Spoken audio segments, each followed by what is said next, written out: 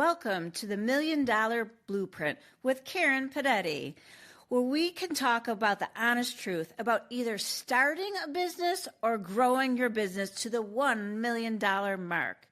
I will give you a roadmap that provides you with the ideal client or buyer, financial wisdom, marketing, branding, leadership, and so much more. Thank you for joining the Million Dollar Blueprint. I hope you enjoy the episode.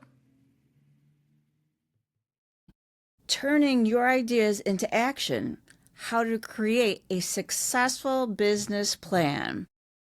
One of the most important things in business is to create a business plan if you are starting up or even if you are an established business. And I have so much to say on this topic today. I have papers all over the place, and it's like, oh, I want to add this. I want to make sure I add this. So stay with me. We have a lot to cover. But really, first and foremost, what is a business plan? It is a formal written document that outlines a company's goals, strategies, and how it intends to achieve them, serving as a roadmap to success. Simply, it's to clarify your plans for growth. It identifies potential challenges and opportunities. And again, this can be used for anybody who is just starting up or an established company or even a company going to take a different direction. If you don't do a business plan, I'm going to tell you straight off the bat, you are going to run into twice as many struggles, twice as many issues, problems, concerns. The business plan is to get everything you have in your brain down on paper, and it's to kind of walk you through all the steps you're going to need to be successful in business. And again, it doesn't matter what the business is. It's how are you going to execute it. Business plans should be developed by the owners, the business owners or founders. If you have a management team, you can use them, or financial advisors or experts, anybody who has something very knowledgeable, who has to provide something for your business should be part of this comprehensive and realistic plan. A business plan should be very, very concise and comprehensive, and it generally ranges from about 15 to 30 pages. But the ideal length, it depends on its complexity of the business, of the audience, and if you have investors, or do you need investors, or do you need to go to a bank and have a loan? So here's some guidelines for you. Aim for the length that is easy to read and understand, allowing a reader to capture all the key concepts and points within about 15 minutes. Focus on the quality and clarity rather than simply filling, another 20 pages. If you're just using it for internal use, it can be much shorter. But again, you want to be really drill it down to the main points. Also, it is really important to include such things as financial statements or resumes, a cash flow statement. You want to have everything you could possibly have. So if you were to start that business today, you would basically go to this plan and start flipping the pages and putting everything into effect. And here's a little note. Did you know that if you have a business plan, you will grow 30% more than somebody without a business plan? Just think of it as a business plan is to keep you on track. You've written it all out. Now you just need to truly execute it. So let's talk about the components of a business plan. And unfortunately, there is nothing really ultra sexy about a business plan. But what it does, it sets you up for future success.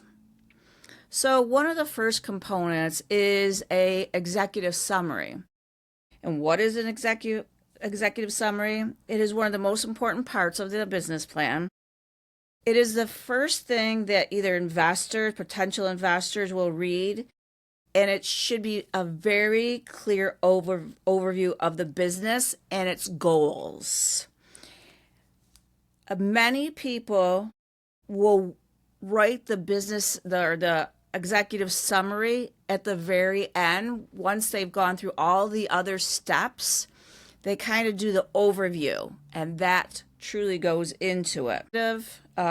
Summary. You also, two important things you need to also have is your mission statement and your vision statement, which those are extremely different than the executive summary. For instance, a mission statement is a brief statement that outlines your business objectives and what you want to achieve. It acts as a guiding principle that informs decisions and provides a clear direction for the organization to follow. Google's mission statement is to organize the world's information and make it universally accessible and useful. In short, you want to inspire and immediately communicate what the company does. A mission statement should be realistic and should tell you what the goal is and how it's going to be achieved in a very reasonable amount of time with the resources you currently have or you might need to acquire in the future. Now, the second thing I mentioned was the vision statement. While the mission statement is more actionable and has an immediate effect on the daily activities of the company, the vision is something you want to see. So it's more of an inspirational and a much broader scope. It highlights where the company aims to go in the future and the positive changes it hopes to make in the world within its lifetime. So now that we have the mission and vision, we're going to go into the second component of the business plan, and it's the company's description. You want a brief overview of the company, its products and or services, and the history behind them. If they have already made some great achievements, you want to definitely talk about those as well. And if you have investors, you want them to know that as well, what this is all about.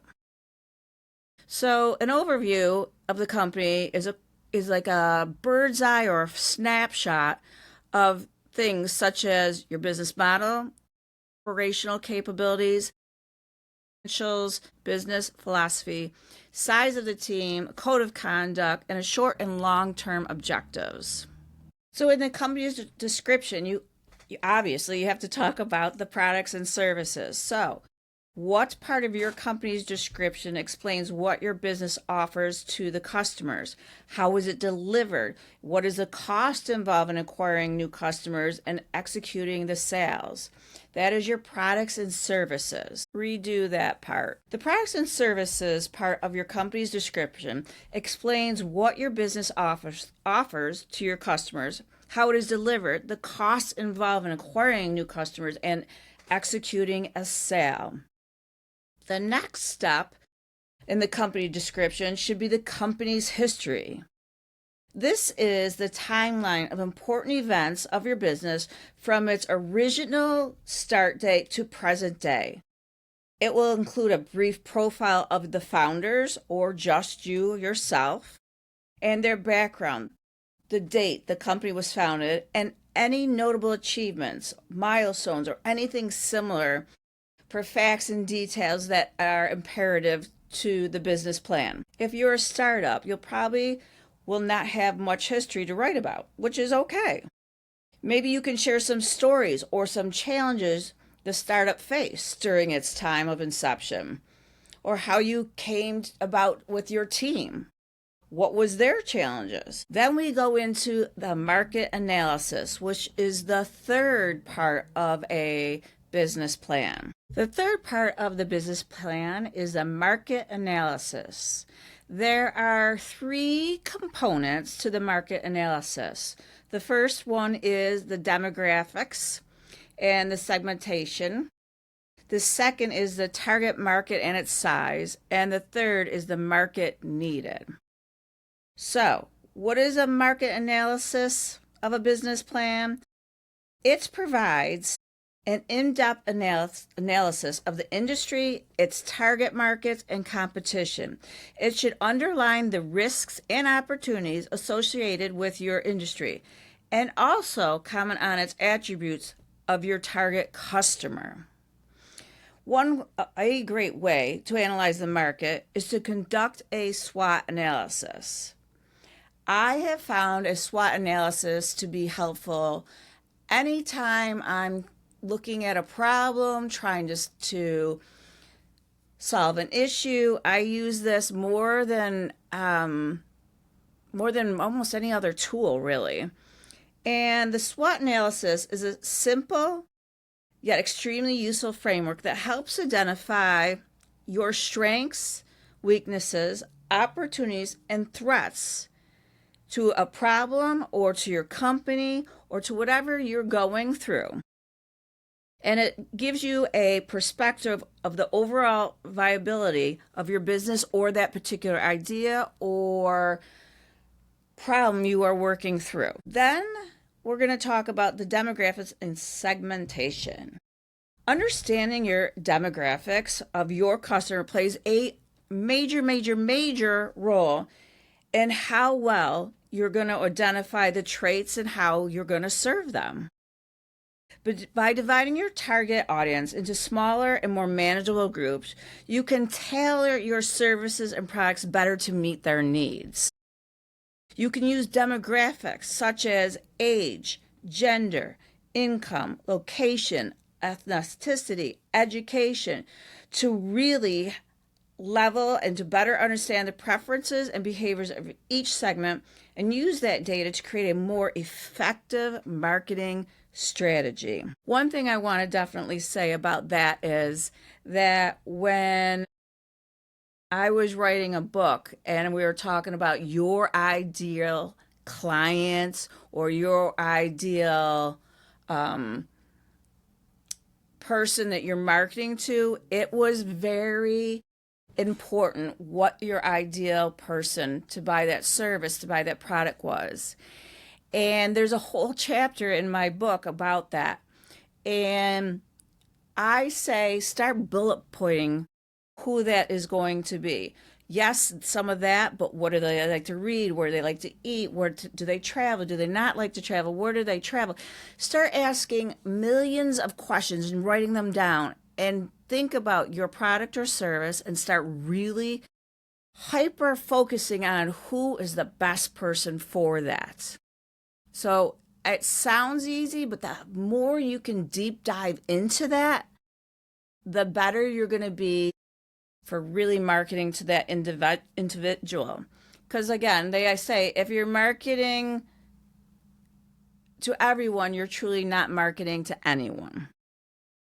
And then the third aspect of the market analysis was the target market and size. Understanding your target market lies at the core of your marketing endeavors.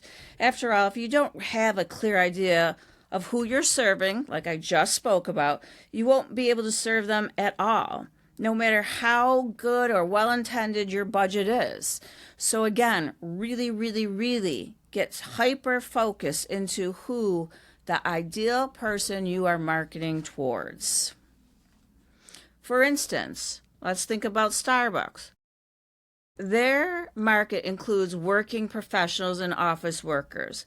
They position themselves that many of its customers start their day with a coffee. Estimating their market size helps you know how much scope there is to scale your business in the future. In other words, if you're trying to determine how much potential revenue exists in the market and if it's worth the investment. So what does the market need? The next step is to figure that out. Let's really try to figure out the pain points that people in that market experience. The easiest ways to find their pain points is to read the negative reviews people leave on Amazon for that particular product that are similar to yours. So again, one of the main things, or you should definitely do, is go look and see other people doing what you're thinking about doing and read reviews so you can make sure you're not following in someone else's footsteps and your product or service is better. and really get to know what the clients want or the people are looking for. The better your product solves these pain points, the better your chance of capturing the market. In addition, since your product is solving a problem that your rivals can't, you could also charge a premium price. Did you hear that? If you are solving a problem that your other rivals have not been able to do, you can charge a premium price. To better identify the needs of your target customer, it helps to take into account things such as the local cultural values, the industry trends, buying habits, tastes, preference, price elasticity, and much, much more. So that really talks about the market analysis. Now let's talk about the fourth part, which is the product summary. Now, if you're thinking right now, wow, let's remember there's a lot to the business plan, and take each section and break it down. So like I said, the fourth section is the product summary. This basically is you go into detail about the features and benefits that your product and or service offers and how they differ from your competitors. You also outline the manufacturing process, the pricing, the cost of production, inventory, packaging, and capital requirements.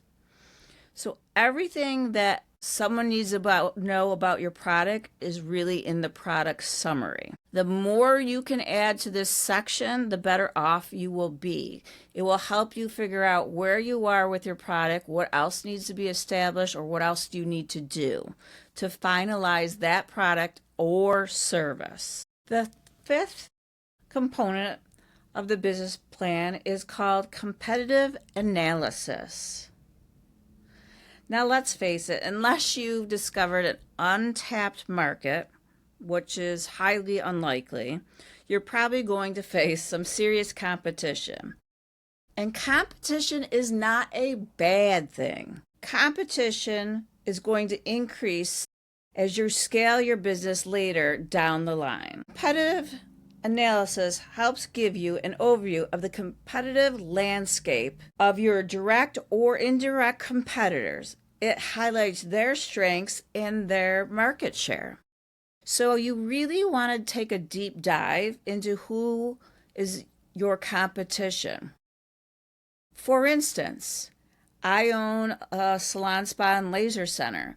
I'm in an area in upstate New York that within a 5-mile radius, there are over 300 salons, spas, or laser centers. So I had to figure out who I was and who am I really competing with.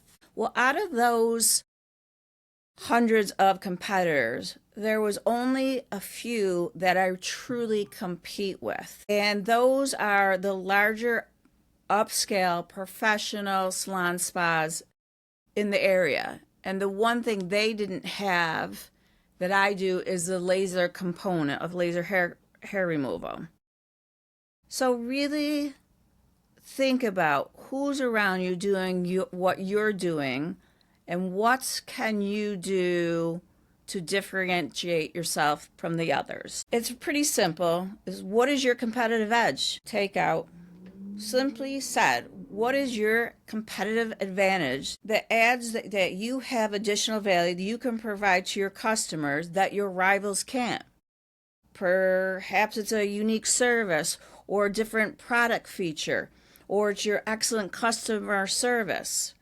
What is that you do that they are not doing? And that brings us to our sixth component, marketing and sales plan. Now, in the marketing and sales plan, there's 5 different things under that category.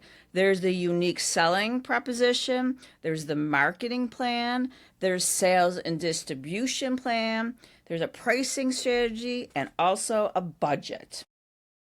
So the marketing and sales plan is one of the most important parts of a business plan components. It explains how you plan to penetrate the market, position your brand in the minds of the buyers, Build brand loyalty, very important. Increase sales and remain competitive in an ever-changing business environment. A unique selling position conveys how your product and service differs from those of your competitors and the added value those differences provide. A strong USP, again, unique selling proposition, will stand out in a competitive market and make potential customers more likely to switch to your brand, especially capturing the market share of your rivals. Now, the second part of the marketing and sales plan is the marketing plan. Your product might be unique, but if people don't even know that it exists, it won't simply sell. So, what is your marketing plan? This is where this comes in. A marketing plan outlines strategies for reaching your target market and achieves sales goals. It also outlines the budget and advertising that is required and the promotion that is needed. You may include data on your target market, such as the target demographics, objectives, strategies, a timeline, a budget, and the matrix considered for evaluating success. The third part of the marketing and sales portion is the sales and distribution plan. Once people are made aware of your product, the next step is to ensure it reaches them. How are we going to have it reach them? This basically means having a competent sales and distribution plan and a strong supply chain. And really just lay that out in simple terms so everybody understands what the strategies are. Lay out the strategies for reaching potential customers, such as online marketing, lead generations, retail distribution channels, or direct sales. Which ones will best work for your market, for your service, or your product?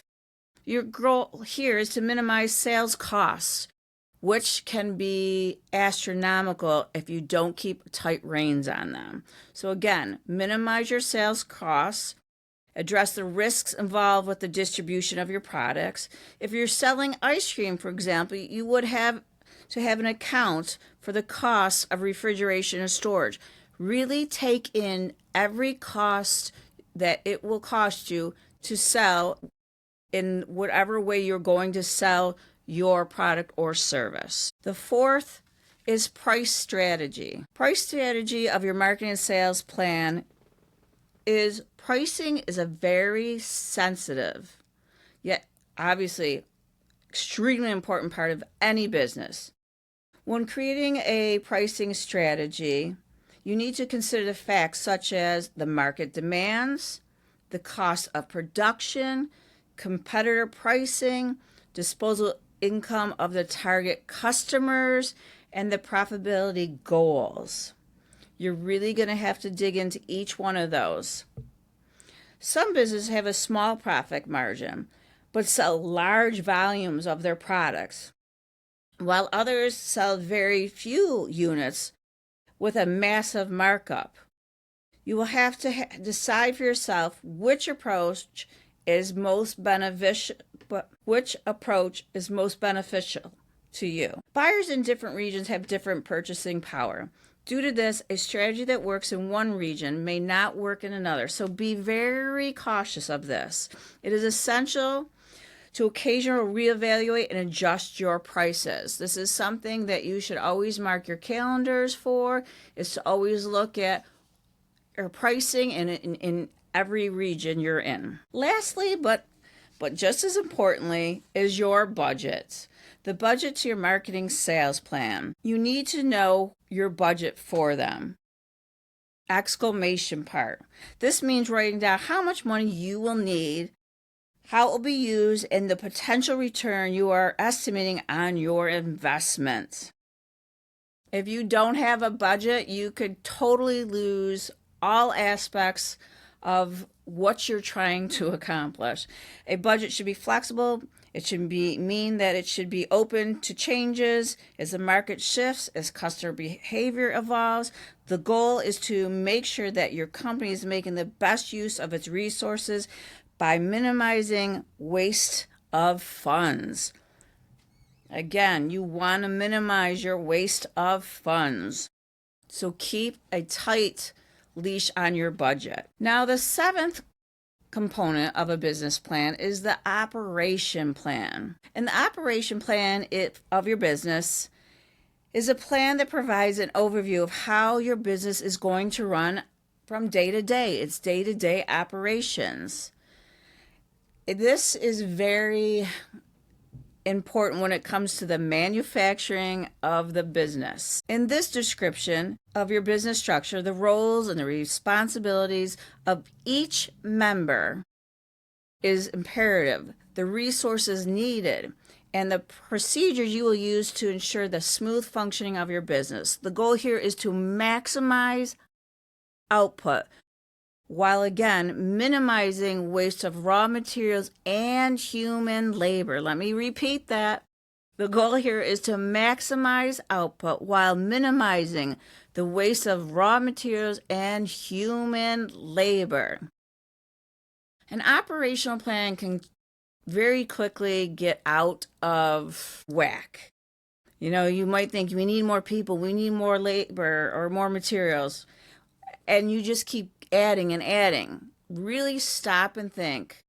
What do you exactly need to produce? What is the minimum you need to produce that? And how few people do you need to make that happen? Always be looking at your operational plan, always trying to reduce your costs. That brings you to your management team, which is your eighth component of the business plan. At the core of any successful business lies a dedicated, qualified, and experienced management team overlooking the key business activities. This section provides an overview of the key members of your team. Your management team includes their credentials, their professional background, their resumes, the roles and responsibilities, their experience and qualifications. A lot of investors or banks want to know who is on the management team. They want to see what expertise has this business brought in.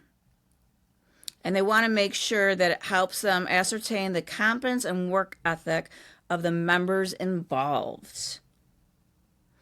Also, besides the management team, they want to understand the organizational structure, which is a structure that defines the roles, responsibilities, and decision-making process, and the authority that each individual has or department has to the whole organization.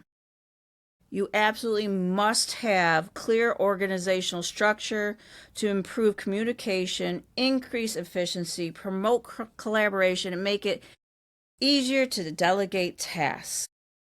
Startups usually have a flatter organizational hierarchy, where established businesses have more of a traditional structure of power and authority. The ninth component of a business plan is the financials. And these things, the financials, are usually the least fun thing to talk about. But they are important nonetheless, and they provide an overview of your current financial position, the capital requirements, projections, plans for repayment of any loans, if loans are taken. A financial plan mainly includes detailed financial statements and a funding overview. For those who don't understand the financial statements, basically the financial statements is a business plan that includes them for the next couple of years. An investor would likely require income statement, cash flow, and a balance sheet, and even a break-even analysis to understand the profitability, the growth, and revenue of the business. Along with the financial statements should also be a financial statements that will include the analysis of your startup costs, operating and administrative costs, and a forecasted sales for 1, 3, 5, and 10 years. This is to show anyone interested in your business their financial plan as to where you are today and where you want to be 3, 5, 10 years down the road, and how they can break that down. Funding requirements is once an investor has read through your business plan, it's time to request funding. Investors will want to see an accurate and very detailed breakdown of the funds required and an explanation of why they requested these funds for the necessary operations and expansion of your business. Now, depending on the size and scope of your business, the funding requirements might require substantial research and analysis. To ensure success with investors, to be prepared to provide detailed explanations and address any doubts or concerns there might be. So the funding portion is a portion of going back and forth of what they require, also what they're asking for, and what they may need down the road for the future. This section is never really a one and done. It's kind of always going back to the drawing board. Now, the last section of a business plan is called the appendix. And the appendix are different, and go back, redo. The appendix is the last section of the business plan. It includes an additional supporting documents, such as the resumes of team members, market research documents, financial statements, legal documents.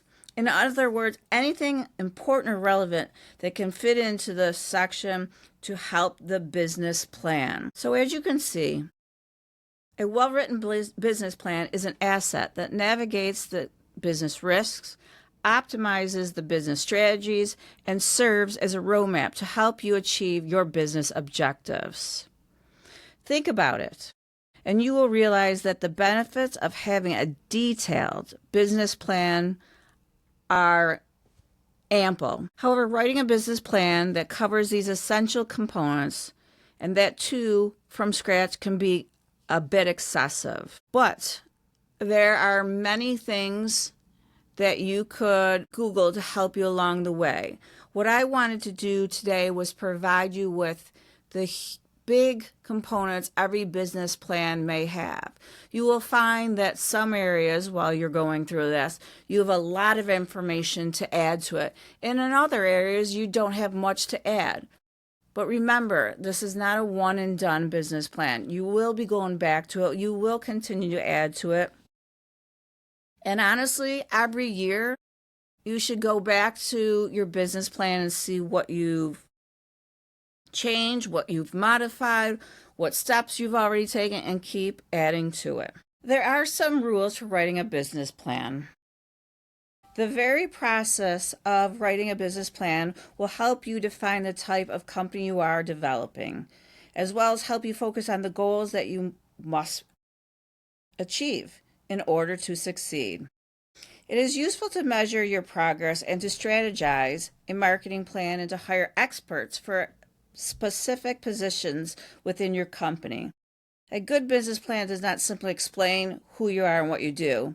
It's a strategy to design your business future. Furthermore, having a document separates the professionals from the amateurs, and that it does. Let's just remember, you want to keep your content clear when you're writing your business plan. Don't make it too wordy. Be very concise and detailed. Your future investors or anybody looking to be part of your company will expect that from you. Now, the executive summary, like I've said before, many times it's written at the very end. But this clearly describes what your business does and what you want. And if you're looking for investors, you definitely want to impress them. If you don't, they're simply going to stop reading, and that's the end of it. Make it easy for investors to have confidence in your business, that it will thrive, but keep the reasons short and to the point. Also, The financial projections are always key if you're looking to raise money. Again, be specific about your target market. Some things to keep in mind for your market analysis. How big is your target market? How quickly is the market going to be growing? Where's the best opportunities? Who are your competitors? What do they sell? To who do they sell it? How are they successful? What are they missing? Why should any customer pick you over your competitors? Also, remember, show your business in the best light. I know that seems silly, but you'd be surprised at how many people will write a business plan and they don't really have or didn't show it in the best light. Whether it's your business description or your company overview, use this section to provide the profile of your company, such as when it was formed, where it's located, what legal business structure you have chosen. Is this a good place to describe your success of your company that you've achieved? Or is the company brand new and new to your business partner's accomplishments? A Small Business Administration recommends that you list specific consumers, organizations, businesses that your company currently will serve or does serve. And again, do not be afraid to toot your leadership horn. When it comes right down to it, investors put their money on people, not ideas. This is a section where you will sell the people who will be running the business. Provide a profile of each of the founders, business partners, or officers, and describe their skill set, why they are qualified, what their accomplishments or connections will bring to the organization. Think of this part as an online dating profile. You want the readers to fall in love with these people at first sight. Show them your aggressive marketing plan, the driving force of your company. You can build the greatest business in the world, but without an aggressive marketing, you have no customers, and without customers, you basically have no business. This section of your plan includes details of your marketing strategy, the channels you will use to promote your business. It is an undeniable fact that it is not always the best business that succeeds, but the business with the best marketing plan. Again, the business with the best marketing plan. Focus on the benefits, not features of your products and services. You spend a lot of time describing your business, your target audience, but don't forget to give details to the product and service. What is it that you are really selling? Besides the obvious tangible product, you are selling a solution. Never forget that. You are selling a solution. Basically, what is in it for the customer? A benefit is the advantage it will give your customer or the value it will add to their lives. Your operation plan means business and show them. Illustrate the actions you have taken so far to get your business ready and how you are going to run it particularly, as well as identify the milestones you expect to reach within the first 3 to 5 years and how you are going to reach them. Laying this out effectively will show them that you are aware of the industry's standards and regulations. And in your business plan, it's important to answer the question. The plan is written to lure potential investors. The primary question they will have is, how am I going to profit by investing? Again, how am I going to profit by investing? You do not need page upon pages or reasons of why the business will be profitable. Simply list the factors that count, such as the state-of-art equipment, exceptional location, the cost of doing business is exceptionally low, the product is one of a kind, or the leadership team has a proven track record of making money. Keep looking for the investor's point of view to anticipate and address all questions that they will sure ask you. And then again, make sure you have all that documentation in your appendix. What makes a business plan special and how it will be profitable? So, now that you have your first rendition of a business plan, there's a lot of work that goes into it. And again, there is nothing really sexy about a business plan. But what you have is the first start. And now you can go through it, fine tune it, polish it, shine it up, take out all wordy parts, make sure you are hit on all your target goals you wanted to make sure were in the plan. And then really give it to somebody to read and go through with you. There's a lot in there, but I want you to really, really understand that the more you put into it, the more you dive into this journey of putting this all together, the more you will move faster through this process and be right on track. And of course, again, go back, review the business plan, review what changes, what's working, what's not working. But if you do not do this, you're in for a very, very bumpy road. So please take what I am saying and definitely do that. The more you can put into it, the more in advance you are ahead of the game.